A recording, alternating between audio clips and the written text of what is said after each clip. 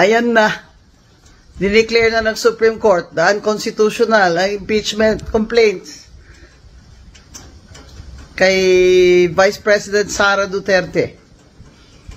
Nakasaad po kasi sa ating saligang batas, ang konstitusyon, na ang impeachable officers, kagaya ng Vice President, ay pwede lamang ma-impeach minsan, once lang, sa isang taon, bawat opisyal na impeachable. At ano po ang ginawa dito ni Speaker Romualdez? 4 na complaint po ang pinagfa-file sa isang taon. Hindi lamang 2. 4 talaga.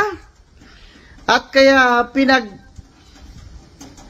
sagot ang House of Representatives at ang Speaker ng Supreme Court. Sagutin ito mga katanungan ito. Ano nangyari doon sa 3 impeachment complaint?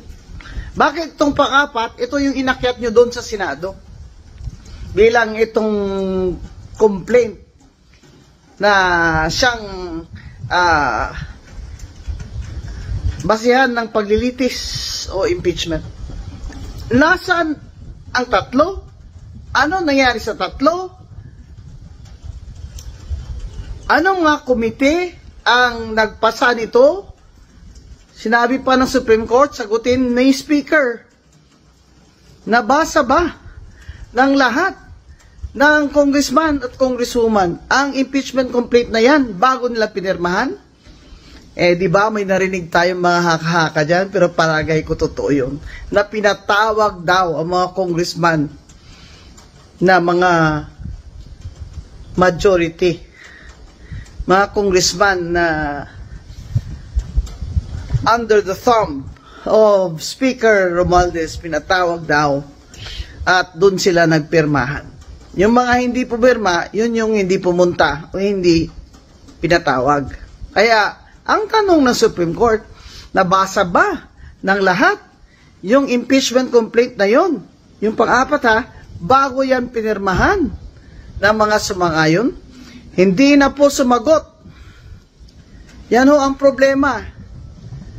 Kung ang ating House of Representatives ay sinasabi niyang siya, ang Speaker, ay hindi po niya sasagutin ang Supreme Court. Abay, ngayon ka lang makakita ng sabi democratic na bansa na ang House of Representatives ay ayong sumagot sa Supreme Court. Sa Amerika na. Pag pinapasagot ng Supreme Court, sasagot talaga lahat ng mga opisyalis ng gobyerno. Aba, ito talagang saksakan na talaga ang kapangyarihan ni Speaker Romualdez sa ilalim ng administrasyon ng kanyang pinsan ni President BBM.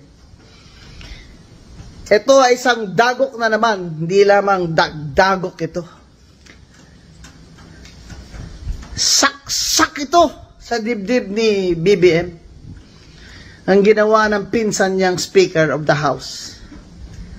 Sa pagmamadali nilang talagang tanggalin si VP Sara para wala na siyang kalaban sa 2028, ay lahat ginawa nilang basta mapadali lang.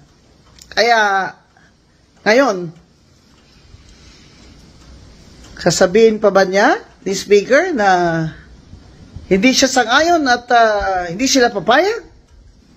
Ngayon, wala siyang magawa dahil yung Senado, hindi niya uto-uto yan si Senate President Chis Escudero.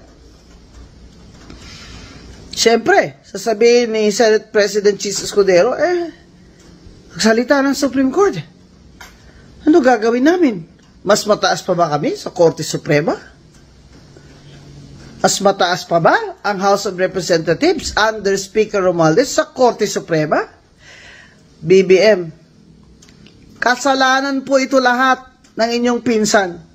Kaya sana po tanggalin nyo na yan as Speaker. Diyan lang po nakakasama na talaga ng image niyo lalo Kasi lahat ng ginawa niya, simula pa dun sa budget na institutionalize na yung lahat ng mga ayuda dun na ginawa nilang